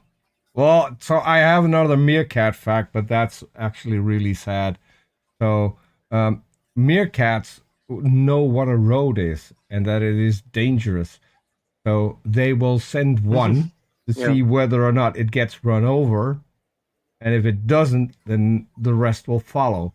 And guess who they're sending out? Right. Guess who they're sending out? Who are they sending out? Their kids. Oh. They're like the quokka. Just throw the kid at it. It'll be fine. Yeah. I mean, if the kid doesn't survive, we'll just make a new one. They've probably been watching Kent Hovind videos. I mean, that's what he says, right? I think you're thinking of lemmings. No. Kent Hovind says that. I mean, if you lose a kid, who cares? You can always make a new one. I mean, that's true. Yeah. Yeah. It's true. It's not very compassionate. That's. Yeah, I mean, you could also think of like ant and bee colonies. You could think of them as almost more like one single organism, because you have like the queen, who's basically like the germline, and then you have all the workers, who are basically like the body cells, the somatic cells. And so you can expend your body cells doing stuff, but you can't expend your sex cells, your gametes, doing things. And so, yeah, it's sort of analogous. Ant colonies and bee colonies are sort of like analogous to bodies. So, But yeah, no one's arguing that like humans. No one's saying humans are like the exact same as chimpanzees. You know, no one's arguing that. So it's really weird that they're like, oh, there's a gulf between humans and chimps. Like, yeah, we know. We're not arguing otherwise. I don't know. And they're catching up. Sorry. Yes, they're in their own Stone Age. Yeah, exactly. Yes. I mean, would be kind of cool if they actually catch up someday. Yes. That would mess with creationists to no end.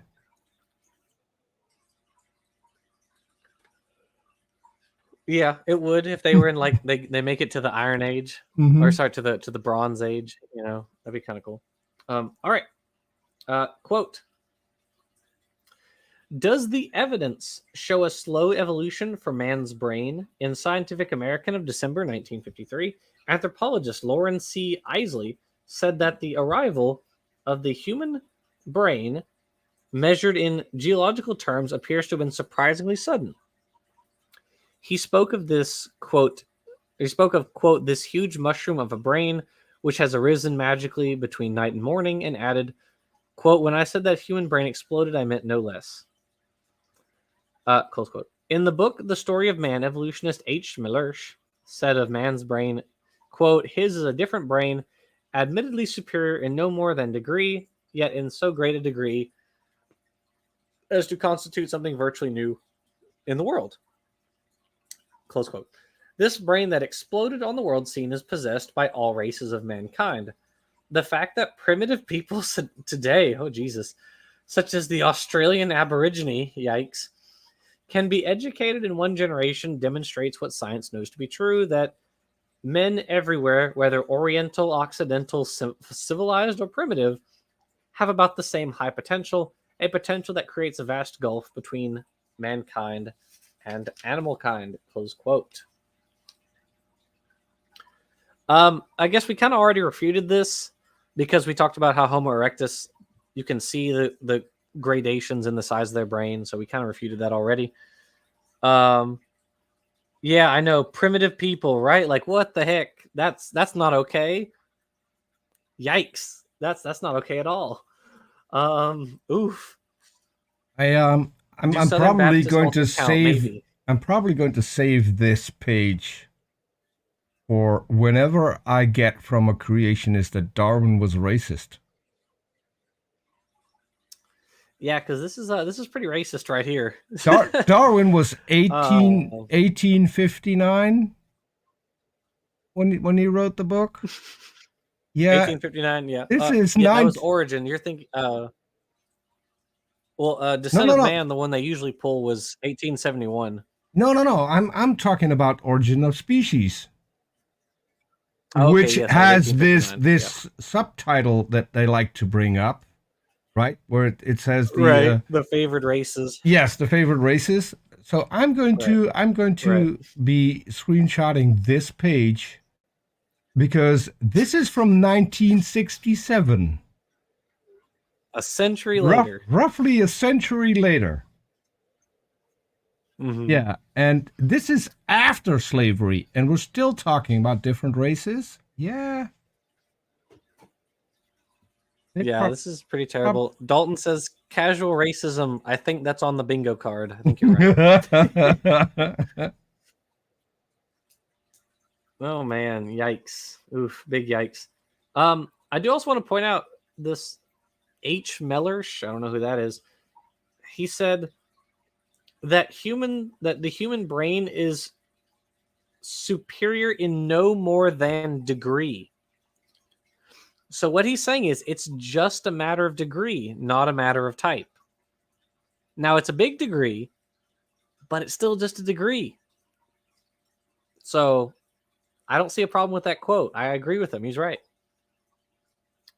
So, okay. We're getting close to the end. All right.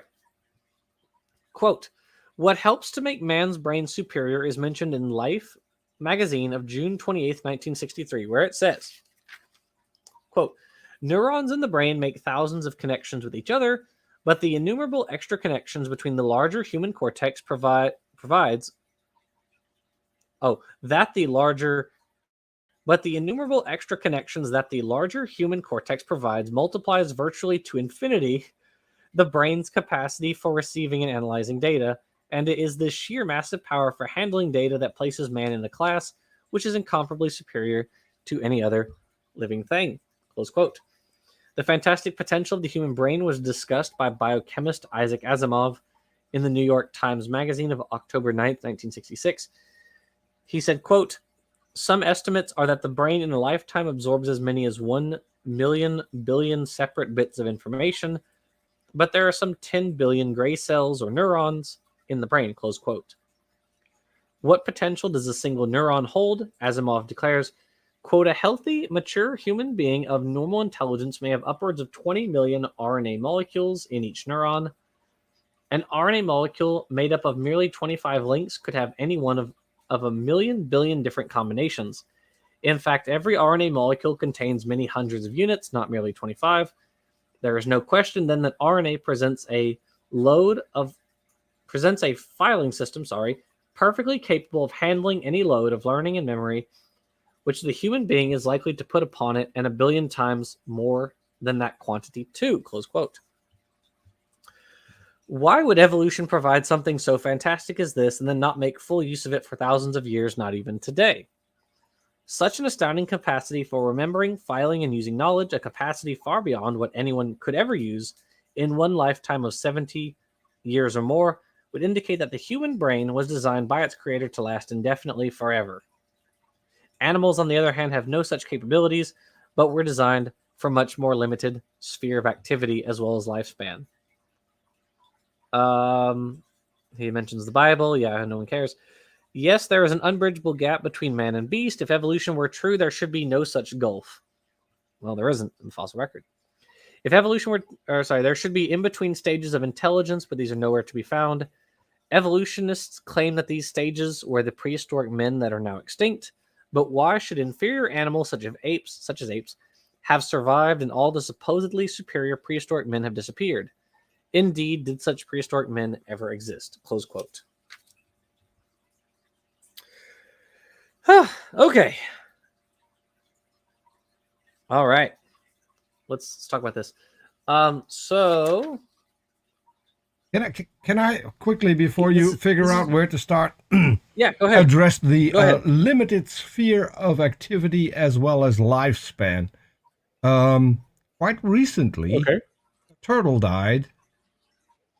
That was, I think it was on Darwin's ship or owned by Darwin. The animal with the limited time span. Yeah, there are a few animals that will get a lot older than humans do. Yes. Much older. Bowhead whales live to about 200 years old. Tortoises are known to live up to 200 years old. Mm-hmm. I think Jonathan, the tortoise, is like 190 years old. There are trees that are like 10,000 years old. Some that are like 12,000 years old, something like that. What else is there? There's something else. If I'm correct, the oldest one is Greenland sharks that are like 400 years old. Yeah, the oldest tree is a tree that keeps cloning itself. It's actually a tiny forest, and I think that's about 18,000 years old now. One of the oldest still living things on the planet. Predating the flood by I think you're right. Quite a few years. Jacob Maston points out Greenland sharks. Yes, the Greenland sharks, one lived to be 400 years old. There are lots of animals that live a lot longer than humans do. Mm-hmm. So, but of course, we were the one made in God's image, right? So I can so let me play devil's advocate here for just a second, because humans used to get that old, Because remember Noah, he was 600 when he started building Oh, the right, boat. 900 years old. Yeah, Yeah. and so that went on a decline after the flood. Now, turtles, um, tortoises live on land, but they're closely related to turtles. So probably that's where they got their DNA from to live longer because all of them survived the flood just well. All you've done now is list animals Right. that live in the water that weren't affected by the flood, so probably not affected by the curse that all the land animals were affected by. But what about the trees? The 18,000-year-old trees, Peter? Yeah, according to Hovind, trees can survive a flood just fine. I Yeah. mean, I mean, maybe. I guess it depends on like how you define like flood, I guess. But Yeah. sure. I mean, I guess that's you're not going to knock over a sequoia tree with most types of storms, I would imagine. So sure, No, why not? and if you completely drown it for an entire year, it's probably not going to survive that either. Yeah, I don't, It's going to especially in sur- salt water. Yeah, it's Yeah. going to survive a flood, a local flood where it gets its toes wet a little, but Hmm. it's still above the water, so that's how it survives. Something creationists haven't figured out yet. Right. Well, you can still drown trees if you drown their roots. You can still, kill them that way. Mm-hmm. Yeah, but Um. I think the older ones will still possibly survive, even a longer flood. I don't think they will survive a year though.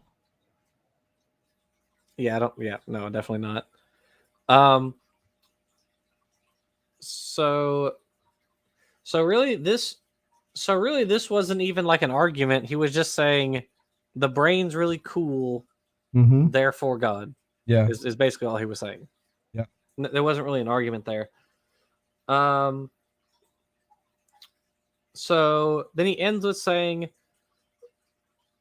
there should be in between stages of intelligence, but they're not found yet. They actually are. So here's another funny thing. The human brain, the size it is right now, has been around for like at least 100,000 years, at least more than that. But human culture did not start taking off until just a couple tens of thousands of years ago. So even with the brain that we have, we didn't have like culture to the same extent. That Mm-hmm. ticked upwards over time also. We had changes in culture before we had like the agricultural revolution and the cave paintings in France and all that sort of stuff. Mm-hmm. So why is it that even with this brain, we still didn't use it to its like full capacity or whatever? I don't know.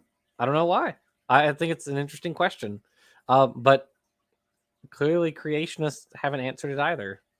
So Yeah. So okay. what I would think is that we have to recognize whether or not there's a benefit, and that will just take time, because a Right. few humans could recognize the benefit of a culture, and then it still Hmm. wouldn't spread fast enough. That would take a lot of time, uh, I think, to develop.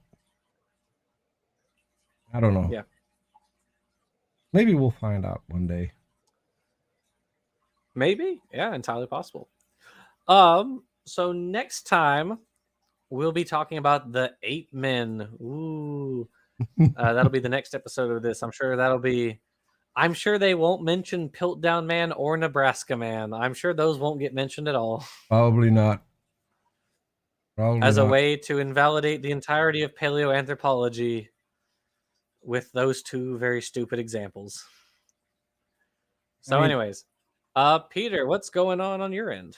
I'm still enjoying a little bit of my break. I'm still working on a few real life designs, and today I had a little fight with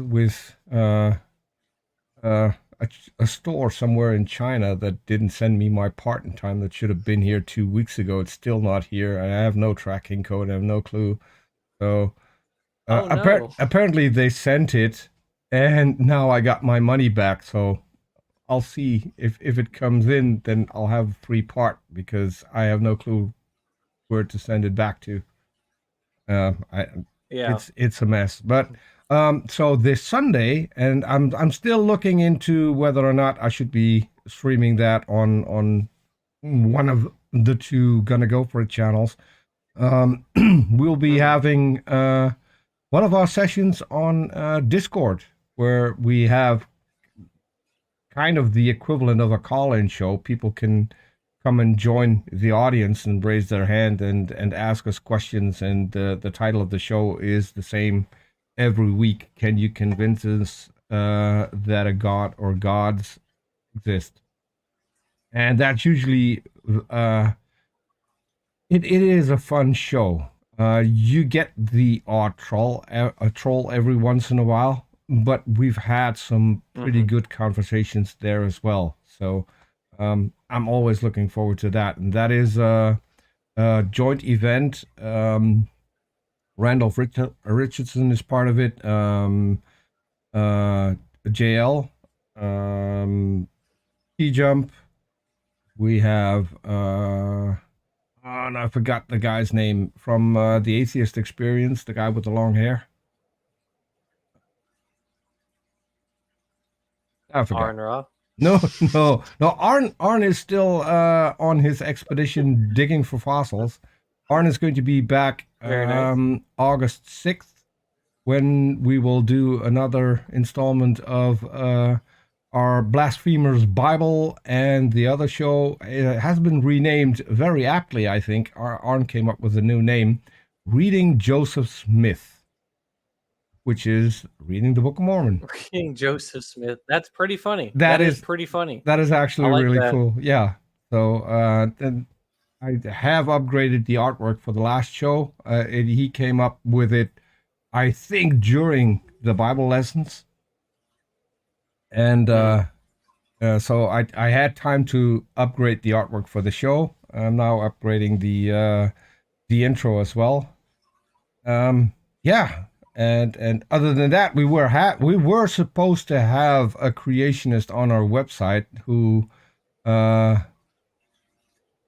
showed himself to be a complete douchebag. I will not use stronger terms, although they are appropriate. But apparently, this guy had several sock accounts and was just trolling us on Twitter.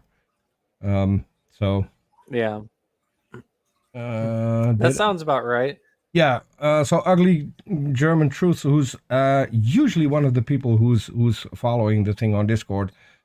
King Xerxes is no longer part of the panel. He is still in the artwork, and so I'll have to talk to the people who make that and have him out because he's probably not going to come back. IX is there. That's correct. And yeah, Amy Newman.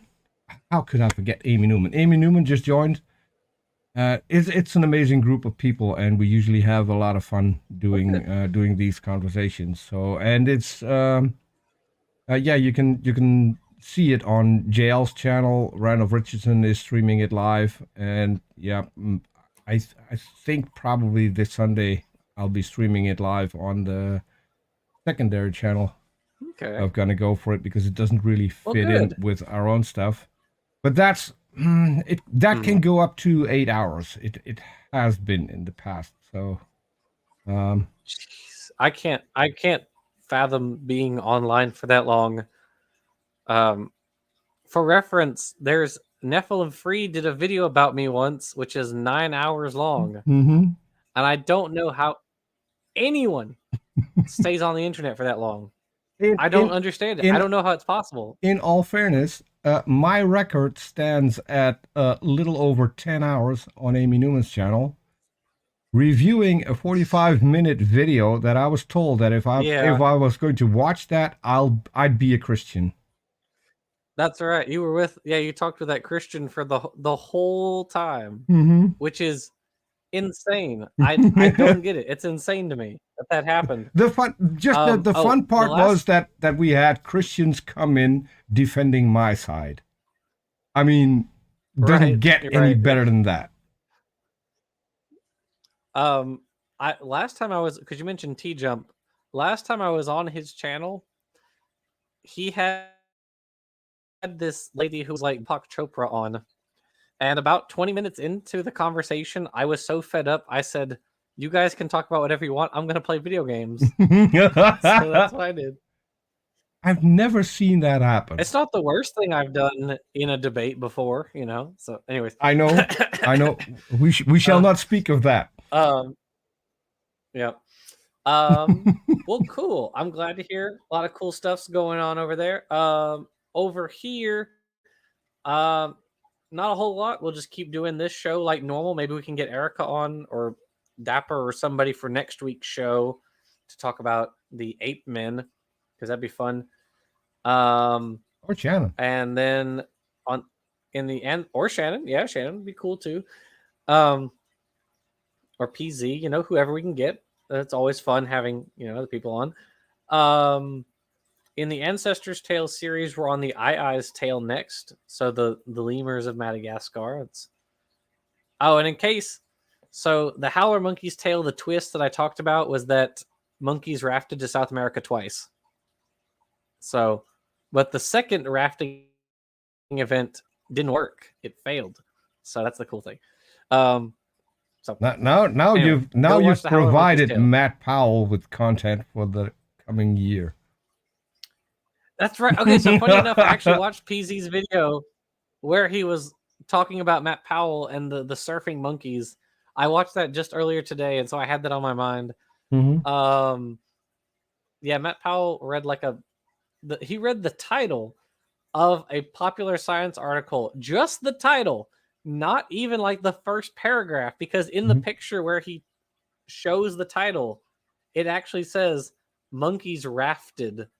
But the title's like, did monkeys surf to South America? It's like, bro, you didn't even read the first sentence. Yeah. What's going on?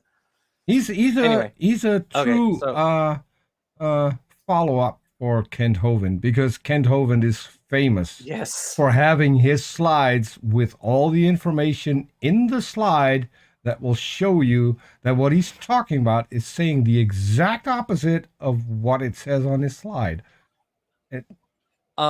That's the stupid moon argument where it's like the moon is receding. Mm-hmm. Well, the math to do that argument refutes the argument. Like, if you just do the math, it doesn't work. It makes no sense. Oh, anyways.